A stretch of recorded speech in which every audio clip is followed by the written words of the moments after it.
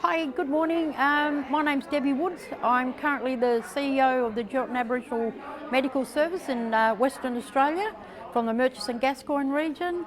But I also am a member of the Social and Emotional Wellbeing Policy Task Force group, along with people like Pat Dudgeon, and really enjoying my time there. What's your relationship to the Working Together book? I think in lots of conversations that I've been a part of, it has been referred to as the Bible, so to speak.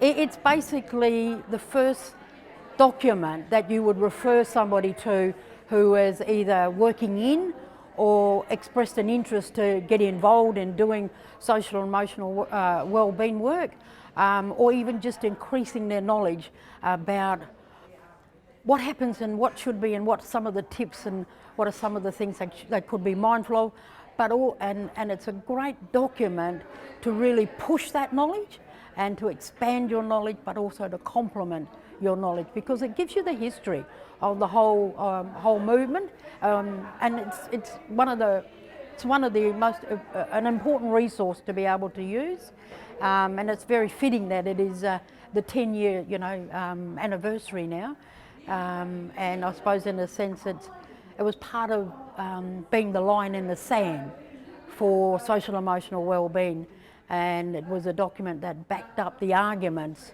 of our strong advocates like your Pat Dudgeons, your Helen Milroys, who basically said social emotional wellbeing is this, mental health is this, whilst two similar same, both are very different models and concepts in addressing people's needs at critical times.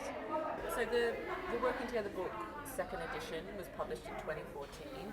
How do you think the discourse around Aboriginal and Torres Strait Islander mental health and wellbeing has changed in the intervening 10 years of the platform?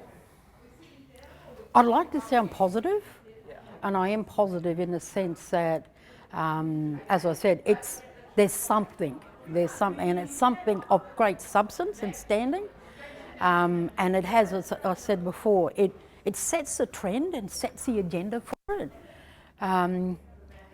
One of my issues, I suppose, around it is that whilst that is all good and fantastic and acknowledgement to the work that's been done, the complexities of trying to deal, resource and support both an organisation and community, and mob when they come in, it's so challenging because a person doesn't just come in with one issue.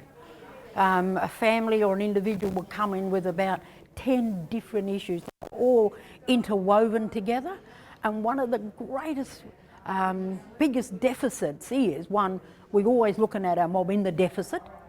And then the other thing is we don't have the level of resources that we need to be able to truly address all of their issues, because a lot of it is intergenerational. Oh, I think there has been significant change, and whilst a lot of that change, people may say, well, we haven't seen it in our community's bank accounts, so to speak. We haven't seen that huge bucket loads of funding coming into our organisations. What it's done is started the conversation. It's put it on the agenda, and it is made, and it's basically saying to people, we're not going away. We're different. We should have the right to do and value and do things differently, and that should be respected by all levels of government, but also by government departments and NGOs that are funded to also work in those spaces. And we have a voice, and we've demonstrated that strength and that voice using this document to show people this is what it's all about, this is what we're all about, and we're at the table. And you either participate with us or we will continue to push our agenda until such time as we believe we've done enough. So that's a real exciting thing about it. And it's, as I said before, it's the line in the sand stuff. It's the benchmark. It's the document that has really put it out there.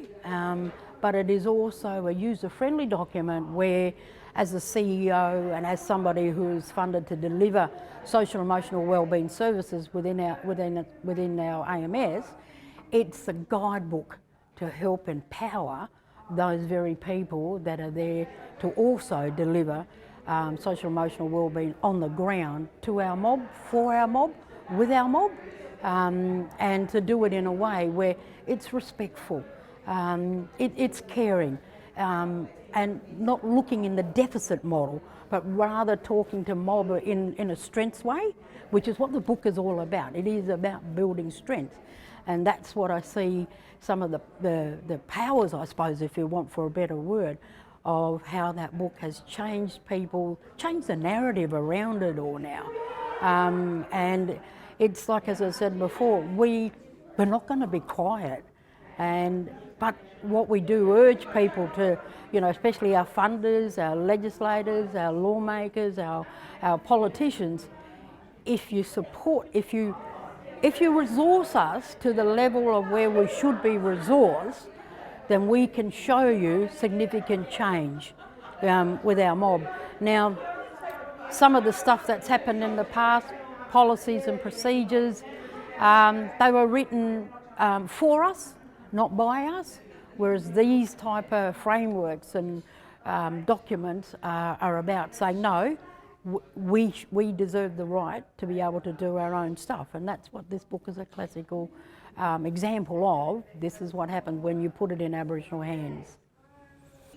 Oh, it's a fantastic resource to me as a CEO, but not just as a CEO, as an Aboriginal person working in Aboriginal health, trying to make better life and health outcomes for our mob. And it resources you and builds your strengths and your character when you're dealing with issues that are heartbreaking.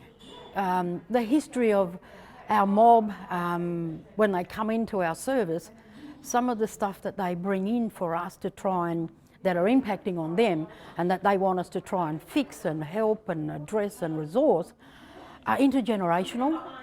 So the patterns that you're seeing and have seen, what's happening now with our mob, they come from a long way away, and they've had such profound impact on our mob's ability to keep working, keep going, keep doing, keep providing, and keep being a positive person within themselves, but also within their family and within community.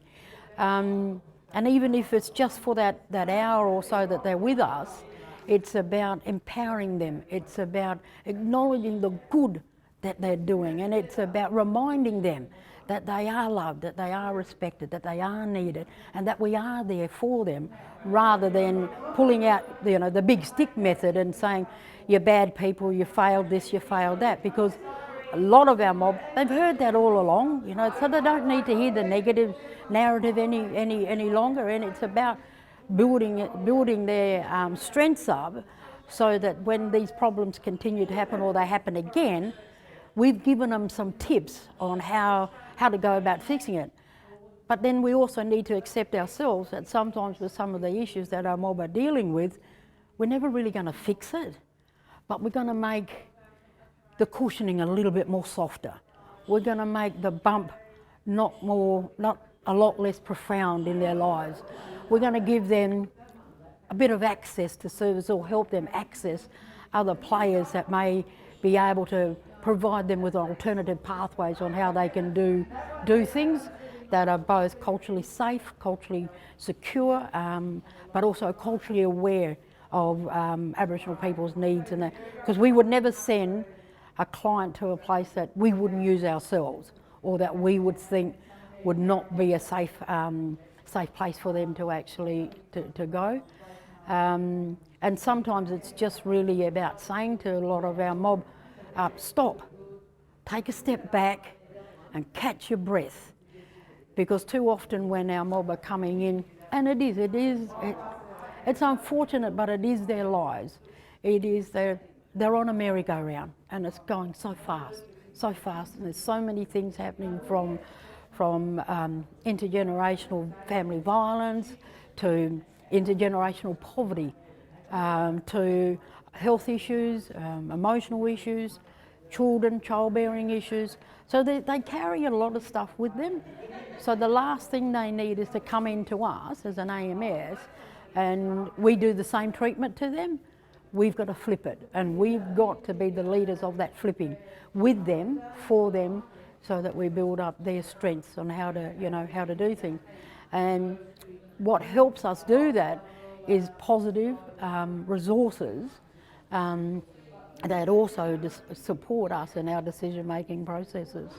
And a lot of the stuff that's in the framework is common sense, but it's amazing how just reiterating some of those points and some of those resources can really, really make a big positive impact and a change with both your staff and also your community as they come in to the organisation.